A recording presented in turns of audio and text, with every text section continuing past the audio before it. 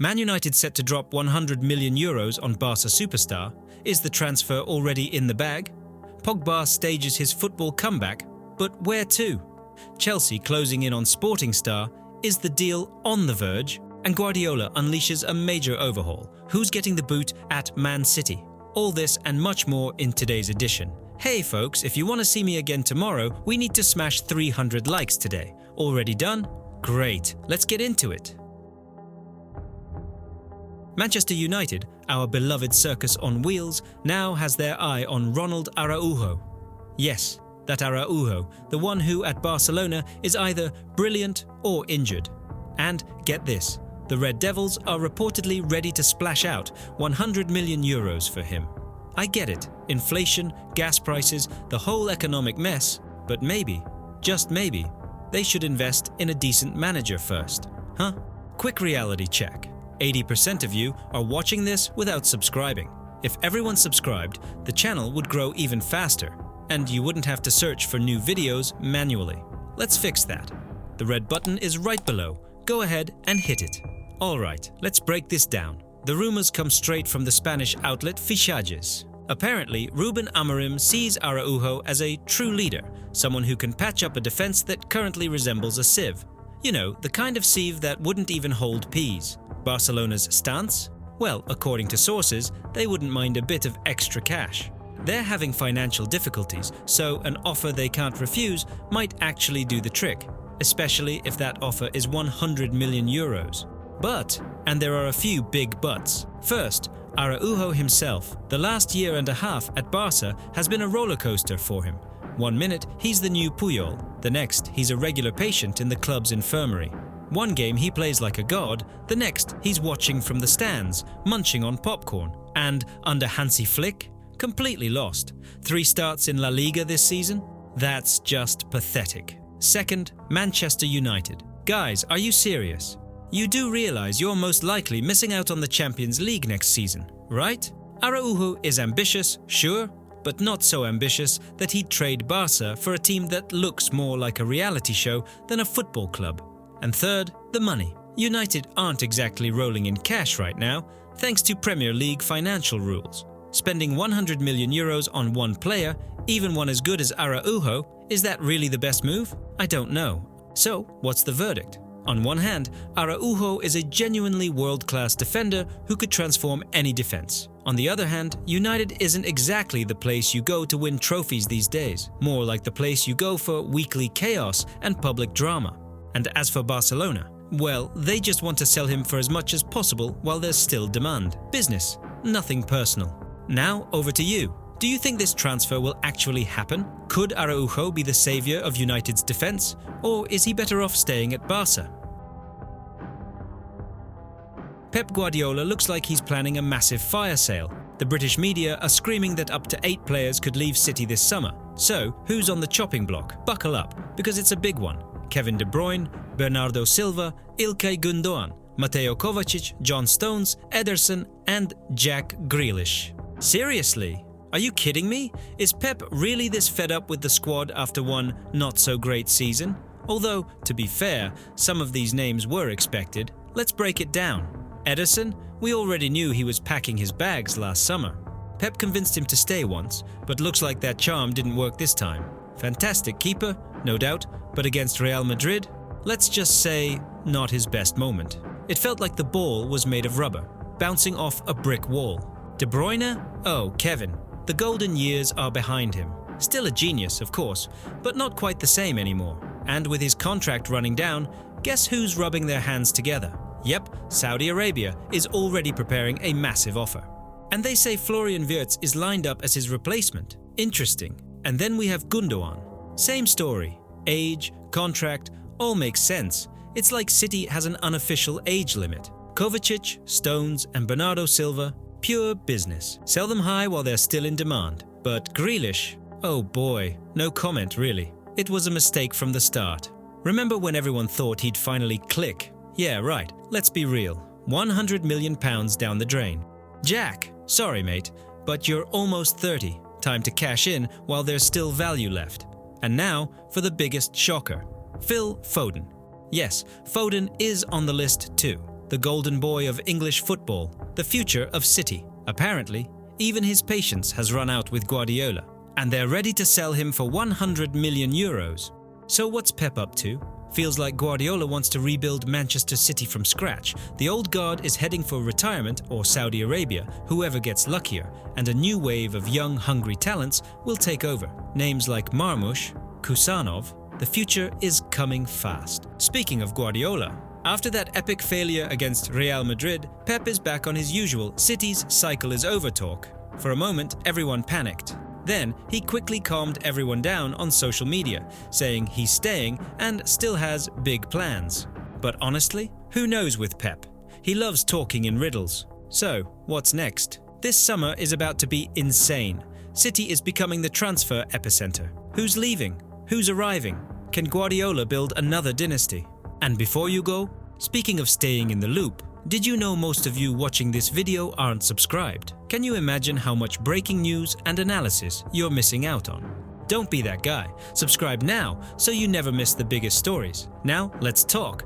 Which City player will you miss the most? And who do you think will become the new leader of the team? Drop your predictions in the comments. Can't wait to hear your takes. Alright, so here's the situation. It looks like Liverpool's patience has finally run out. Rumours are swirling that Darwin Núñez, the Uruguayan almost goal scorer, might be swapping his red shirt for something a bit sandier this summer. James Pearce from The Athletic hints that Núñez's regression this season has reached a boiling point. Remember that epic miss against Aston Villa? It was like he was possessed by the ghost of Fernando Torres, but Chelsea-era Torres, not Liverpool's. Harsh, but spot on, wouldn't you agree?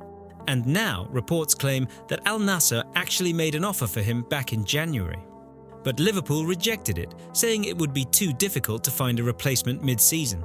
To make matters worse, Arne Slot was reportedly unimpressed, to put it mildly, with how Núñez let that miss get to his head. The guy seems to have completely lost his confidence. One mistake and suddenly he forgets how to play football. Well, it happens, I guess. And now, according to TBR Football, Liverpool are ready to part ways with their Uruguayan wonder for a mere £60 million. A bargain, or should we say, a fire sale. They originally wanted £70 to £75 million, but after that performance, let's just say they had to reconsider. At this point, they'll take whatever they can get. Fabrizio Romano even calls this a serious possibility. The Saudi sheikhs are already lining up their offers and probably polishing their golden thrones while they're at it. But European clubs are also sniffing around. The question is, who actually needs a striker this effective? On one hand, you have to feel for the guy. £85 million is no joke. You could buy, well, a lot for that money. On the other hand, Liverpool isn't a charity. They need results, not just potential. So what do you think? Should Liverpool cut their losses and move on? What's Núñez's real market value? And where will he end up? Saudi Arabia, some mid-table European club, or maybe even back at Benfica? The British tabloids, always sniffing around for a juicy story, have just dropped a bombshell. Paul Pogba, yes, that Pogba, might actually be making a comeback to Man United. The same Pogba who left for Juventus with a dramatic exit. Well, almost dramatic. And now, he's clubless, drifting around like a superstar who lost his mojo. Apparently, United have been discussing it internally. Imagine the scene: Ratcliffe, Amorim, and a room full of executives debating whether to bring back the wayward son. Some are all for it, others against it. Sounds like Parliament in there. And now, with United's growing injury crisis, Pogba suddenly doesn't seem like such a crazy idea. But hold up, it's not that simple. United have learned their lesson and set some strict conditions. First, no superstar wages. If Pogba wants in, he's eating humble pie, Man United style. Second, no ego. No more, I'm the main man, you lot are extras. No more special treatment, no diva attitude, no more excuses, no more distractions. No more, I'll play when I feel like it nonsense. Just football. But here's the thing, I'd love to see it. This could be TV gold. Pogba's back, redemption or disaster. Tell me that's not a Netflix doc waiting to happen. But seriously, why not? Manchester United are, let's be honest, a mess right now. Pogba is a free agent, a 6-month trial with an option to extend. Surely worth the risk. If he delivers, great, keep him. If not, thanks for playing. Goodbye. Yeah, but wasn't Pogba already declining before the ban? Fair point, but what if he's had a proper reality check? What if he's actually ready to go all in? Because let's be honest, a fully fit, fully focused Pogba is world class, and he desperately wants back into the France squad. To do that, he needs to prove himself, so it's 50-50. Massive risk, huge potential reward, and it's free. So, what do you think? Pogba back at United, genius move or complete madness? Savior or dead weight? Can he swallow his pride and be a team player? Drop your opinions in the comments. Let's chat, debate, and have a laugh. Remember how Chelsea acted all cool and collected about Viktor Gyökeres from Sporting Lisbon back in winter? Yeah, you know, like they were saying, we're not that interested. Well, forget all that. It looks like Chelsea's bosses have had a serious change of heart, like they just got a firmware update. Before we get into this madness, quick reminder, your support is everything. If we smash that like button and hit 300 thumbs up, you'll get a brand new episode tomorrow. Deal? It's all up to you. Now, let's talk business. According to Ben Jacobs and other top-tier insiders, Chelsea are once again obsessed with the Swedish goal machine. So, what suddenly made the Blues do a complete 180 degrees? Well, the reason is simple. Sporting has suddenly decided to be generous and is reportedly ready to let Gyökeres go for just 70 million euros. A bargain, right? Apparently, 100 million euros was too much, but 70? That's the sweet spot. You gotta love football math. Here's where it gets interesting. On one hand, Chelsea desperately needs a striker who can actually score goals. Not just kick the ball around, but actually put it in the back of the net. Regularly. Like clockwork. Like that annoying alarm you hate. But hey, it gets the job done. Jackson, with all due respect, is currently more like an expensive but slightly faulty gadget. But on the other hand, Gyökeres isn't exactly a young prospect anymore. He'll be 27 in June. For Bowley's Chelsea, that's practically retirement age. Remember when Bowley used to buy every player under 23 who could vaguely resemble a footballer? And now, boom, a battle-hardened, experienced striker. And his stats? Insane. 77 goals in 86 games for Sporting. He's probably giving goalkeepers nightmares over there. He scores, assists, and does it all. He's like a football Robin Hood, stealing points from the big teams and giving them to, well, Sporting. But Chelsea isn't the only one hunting for this diamond. Manchester United, Arsenal, and even, God forbid, Barcelona are reportedly in the queue. But Chelsea might just have the edge.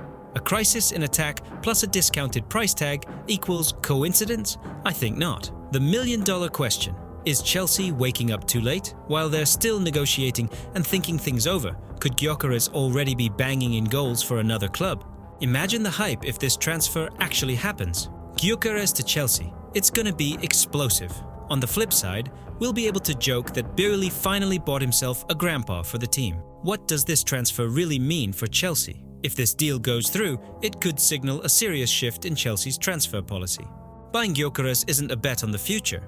It's an attempt to fix things right here, right now. Maybe Bowley has finally realized that you can't win the Champions League with just a bunch of young talents. So, what do you think? Will Gyökeres terrorize defenses in a blue shirt? Or is this just another transfer rumor designed to hype us up? Let me know in the comments. Do Chelsea need Gyökeres? And in general, do you prefer experienced Wolves or young Lions? Let's discuss.